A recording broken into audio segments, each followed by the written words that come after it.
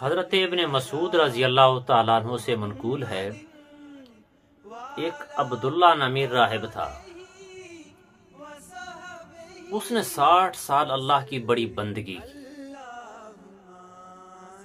اور اس بندگی کے بعد وہ کسی عورت کے فتنے میں مبتلا ہو گیا، اور 6 دن اس نے اس عورت کے ساتھ گزارے۔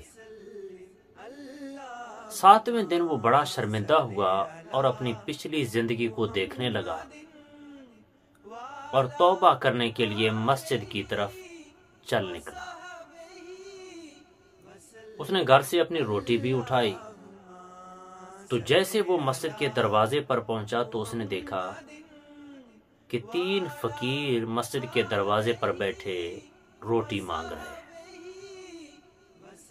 اس نے اپنی روٹی میں سے ایک روٹی نکالی اور تینوں کو صدقہ کر دی۔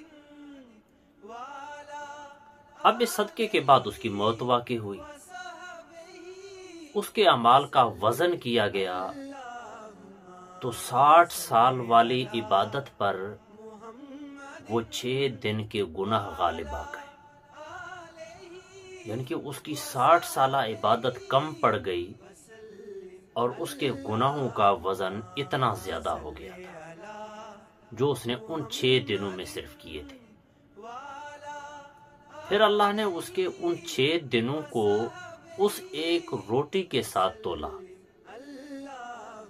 تو جیسے ایک طرف روٹی رکھ دی گئی اور دوسری طرف اس کے 6 دن کے گناہ رکھ دیے گئے، تو اس ایک روٹی کا وزن اس کے 6 دنوں پر غالب آ گیا۔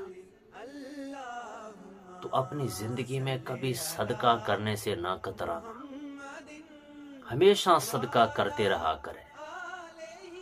ممکن ہے ہماری عبادت ہمیں نہ بچا سکے اور صدقہ ہمارے لیے قیامت کے دن ڈھال بن جائے، اور کسی کو خیرات کی ہوئی ایک روٹی ہمارے لیے جنت جانے کا سبب بن جائے، پلایا ہوا ایک گلاس پانی ہمارے لیے بخشش کا ذریعہ بن جائے۔